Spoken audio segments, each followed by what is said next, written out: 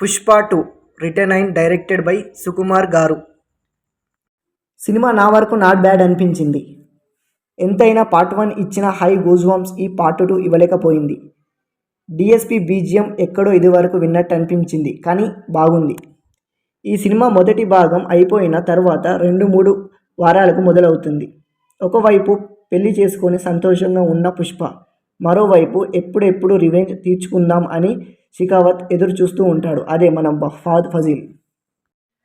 Part 1 కంటే part 2లో ఇంటి పేరు లేదని పుష్పకు వచ్చే అవమానాలు ఎక్కువగా ఉంటాయి. ఇంటర్వెల్కి ముందు ఒక సీన్ మిర్రర్లో చూసి డైలాగ్ చెప్తాడు, బాగుంటుంది అది. రష్మిక యాక్టింగ్ బాగుంటుంది, అది పార్ట్ 1లో. కానీ పార్ట్ 2లో పెళ్ళయ్యాక అంతేం అనిపించలేదు. వాళ్ళిద్దరి మధ్యలో కెమిస్ట్రీ వర్కౌట్ కాలేదు. ఫహద్ ఫాజిల్ క్యారెక్టర్ కొంచెం కామెడీగా తీసుకున్నట్టు అనిపించింది. ఇంటర్వెల్ చాలా బాగా రాసుకున్నారు డైరెక్టర్ సుకుమార్ గారు. ఇద్దరి ఈగో క్లాష్ చాలా బాగా చూపించారు. స్టార్టింగ్ జపాన్ ఫైట్ సీన్తో మొదలవుతుంది సినిమా. పుష్ప పార్ట్ 1లో పుష్ప ఫ్యామిలీ అండ్ వాళ్ళ అన్నతో చాలా గొడవలు అయ్యాక చాలా ఈజీగానే కలిపేస్తారు. పార్ట్ 2లో వాళ్ళిద్దరి మధ్య ఏదైనా పెట్టనుండే బాగుండు ఇంకా గట్టిగా.